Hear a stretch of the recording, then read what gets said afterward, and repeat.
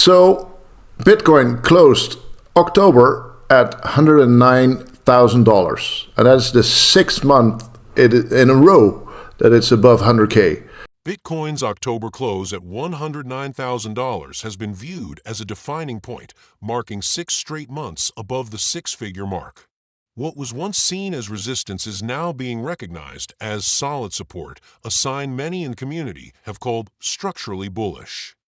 According to PlanB, Bitcoin's stock-to-flow model still points toward a long-term average value between $250,000 and $1 million, while short-term metrics like the moving average $55,000 and realized price $56,000 continue to diverge, a pattern often observed in past bull markets. While some analysts have argued that Bitcoin's cycle top may have already been reached at $126,000, others believe the RSI at 66 indicates that true market euphoria has yet to begin. If historical patterns hold, Bitcoin could still have significant upside ahead before any major correction occurs. For deeper insights into these projections, the full breakdown by PlanB should be heard directly. Don't forget to like, share, and subscribe for more in-depth Bitcoin updates.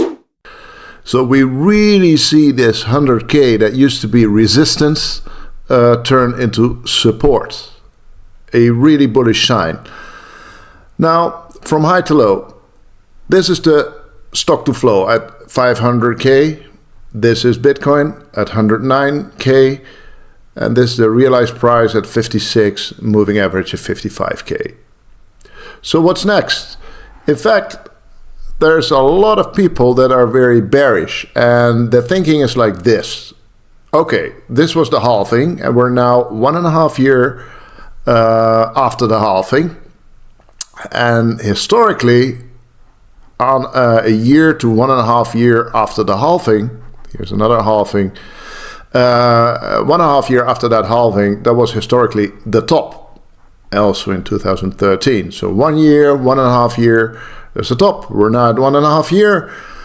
So we've seen the top. $126,000 was the peak. And next year, 2026, will be a bear year. In a bear year, Bitcoin will crash to approximately the moving average realized price levels of 50K. That's the bear view. The bulls are looking at it like this. They see no FOMO, no realized price or no RSI of 80 plus, the red. They don't see that. And so they think the real bull has yet to start. And well, if history is any measure, then we could see at least a 2x from here. Now my view is, as you know, more bullish than bearish, but I'll break it up into pieces. So again, stock to flow is the fundamental value. Moving average and realized price, those two lines are the technical view, the floor, and the color RSI, the color overlay is the sentiment, the market sentiment. So let's see them one by one. Stock to flow. It's based on scarcity. It goes something like, well, Bitcoin is scarcer than gold at the moment, if you measure it by the stock-to-flow ratio. So the MCAP, the value of the total market of Bitcoin, should be higher than the MCAP of gold. That's, if you really dump it down, the stock-to-flow argument. And it's very rough, so it's best to use a range, which is, by the way, true for every prediction, because there is, of course, uncertainty, and the uncertainty with a stock-to-flow model is very high. So the average range, the average should be in the range 250,000 to 1 million, and then it would be in line with historical a path and trajectory of Bitcoin. Now, on average, says nothing about the tops. So how high the top will be, when the top will be. It also says nothing about the bottoms, how low they will be or when they will be. Stock to flow only says something about the average. So it's very fundamental view. It's the value. It's what it should be worth. Ceteris paribus. So with all the other factors that impact the price being equal, that's the target, if you will. Now, moving average and realized price, that's the technical view. Now, moving average, that's the black line, is 55K, and realized price, the gray line, based on on-chain data, by the way, is 56K. And, that's an indication of a bear market bottom. Just like 2022 here, 2019, and the bear market bottom in 2015. Also note that the gray line is slightly above the moving average, the black line, second month above the moving average. So, and also the realized price is diverging further from the moving average. So it's even further than a month ago. Very slightly, you barely see it, but this diverging of the gray line, the realized price from the moving average, is a sign of a bull market. It has happened in every bull market. So in my opinion, we could very well see a further diverging of the gray line from the black line, just like earlier bull markets in 2021, 17, and 13. Now, RSI is the sentiment, the market sentiment. RSI is the color overlay over the price of Bitcoin. And at the moment, it's 66. So it's a solid uptrend. It's not overbought, red. There's no FOMO.